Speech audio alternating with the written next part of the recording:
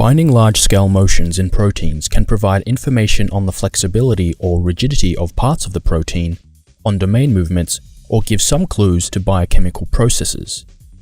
Trajectories from molecular dynamics simulations can show the large-scale motions of proteins, but these simulations are not resolved in individual modes and they require a large amount of computational resources. So, in this video exercise, we will go through the low-mode vibrational sampling procedure in BioLuminate to determine and visualize the lowest vibrational mode of a protein. The vibrational modes are generated as a set of structures sampled at regular intervals along a full cycle of the vibrational mode. While the rotational and translational modes are discarded, the vibrational modes will be visualized by displaying the structures in sequence as a movie in the workspace.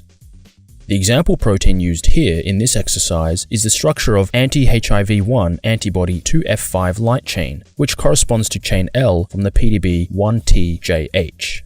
Now this protein has already been prepared using the protein preparation wizard, which is required before performing the low-mode vibrational sampling calculation. You should also delete any waters and solvent molecules so that you are analyzing just the protein and its ligands if present. Once you have a properly prepared protein, we can start the exercise by going to Tasks, Low Normal Mode Analysis, Calculate.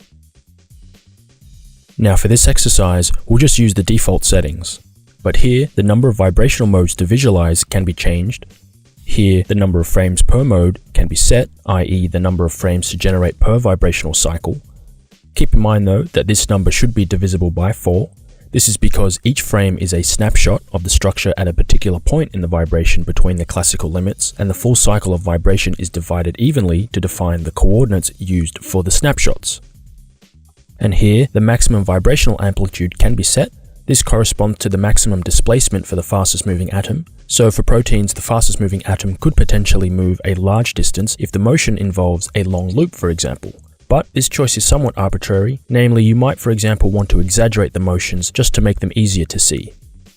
Okay, now when ready, we'll click Run, then choose a job name, and then click Start. Note that the limit on the number of atoms that can be processed depends on the memory available on the machine. So with 4 GB of memory, that's about 5,000 atoms. So the job could take several hours depending on the protein. When the job finishes, we can import the results by going to the Visualize tab, clicking Browse, and then selecting the .com file. Here the results are added to the project as an entry group. Then just specify which mode you want to view here. Typically for structures with 5,000 atoms, an interval of 0.1 seconds is fine and will produce a reasonable animation. We'll make sure loop is checked so we can loop continuously through the frames and have the vibration go through multiple cycles. And then all we have to do is use the controls to play the animation.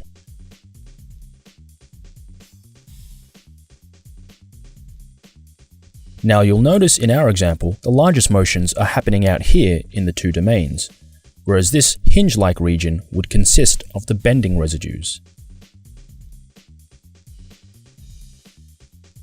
This is a good result because it's actually consistent with X-ray data, which you can see over here. Here I've superimposed the original X-ray structure with another X-ray structure of anti-HIV-1 antibody 2F5 light chain from PDB-1U8K to show that these bending residues do allow for motion in the domains.